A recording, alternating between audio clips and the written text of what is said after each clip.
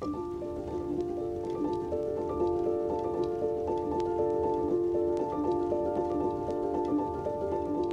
je fais de la peinture depuis 5 ans à peu près.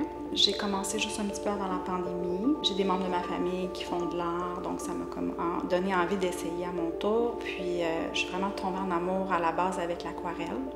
L'eau, le mélange des couleurs, l'imprévisibilité aussi du résultat.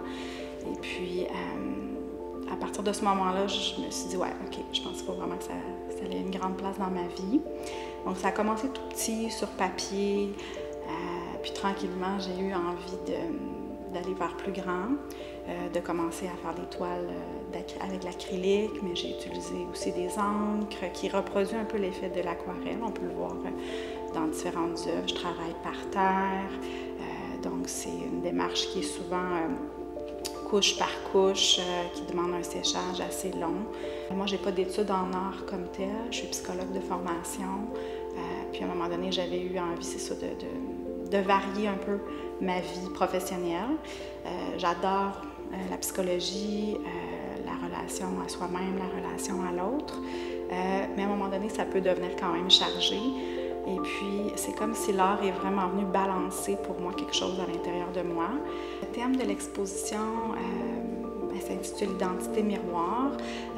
C'est une thématique qui a émergé suite à une résidence artistique que j'ai faite à Terre-Neuve-Labrador en 2024.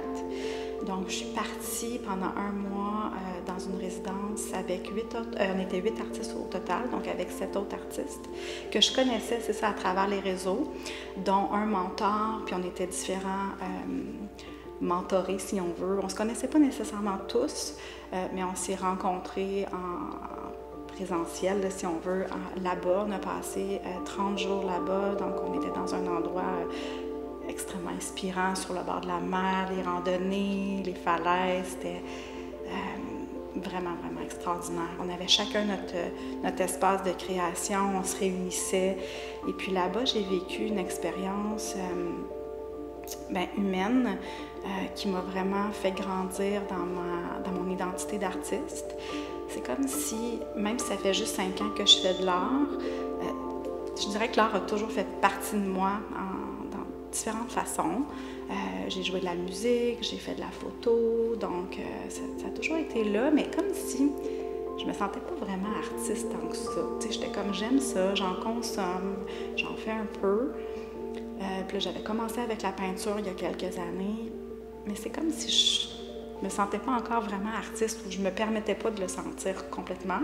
Puis en étant là-bas avec ces personnes-là, avec qui on a partagé énormément de choses, avec qui on a collaboré dans nos pratiques, ça m'a permis de me voir à travers eux et vice-versa. C'est comme s'il y a eu un jeu un peu de miroir. C'est pour ça que j'ai appelé l'exposition Identité miroir. C'est comme si on s'est vu et reconnu un avec l'autre. Puis moi, ça m'a vraiment permis d'intégrer davantage la partie artiste en moi d'une façon beaucoup plus consciente. Puis ça m'a permis de créer après ça de façon plus confiante. Moi, j'habite à Saint-Bruno depuis plusieurs années. C'est un lieu que j'adore. Et puis, je suis extrêmement heureuse que mes œuvres soient exposées ici. L'ambiance du vieux presbytère, pour moi, est en totale harmonie avec ce que je crée. Donc, ouais, je suis vraiment heureuse d'avoir la chance de faire une exposition solo ici cette année.